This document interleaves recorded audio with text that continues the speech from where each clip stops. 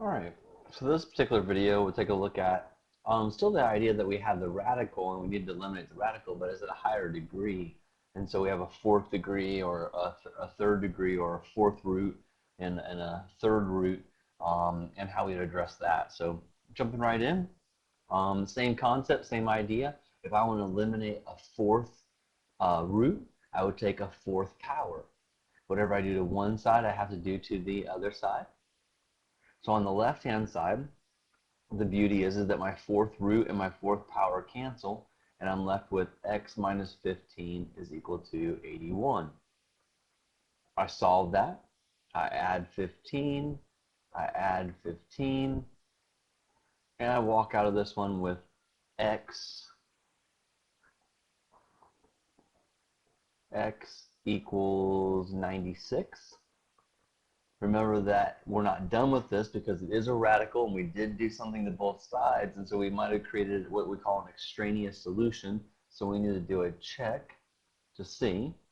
So we take the fourth root, we take that 96 and we plug it in for that x. Minus 15 is equal to 81. Well, that's the hope, right? Is it equals 81?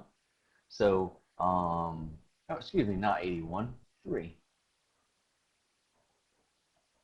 Because I'm taking the original problem. At this point, 96 minus 15, that's going to be 81. That's the fourth root of 81. Checking in my calculator, the fourth root of 81 is 3. And so that check, that works. So x equals 96 is the solution.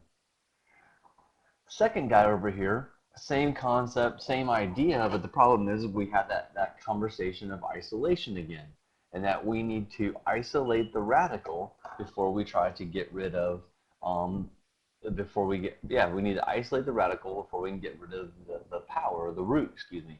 So to start this guy off, we're going to go ahead and get rid of that 7. We're going to isolate the radical and get it by itself. So we'd have the third root of 6x minus 5 is equal to negative 4.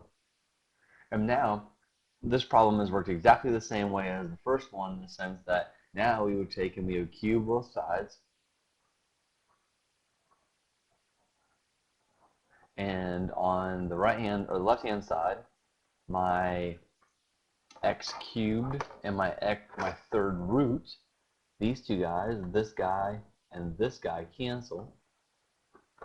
And so from this, I walk away. Excuse me just one second, I have some technical issues.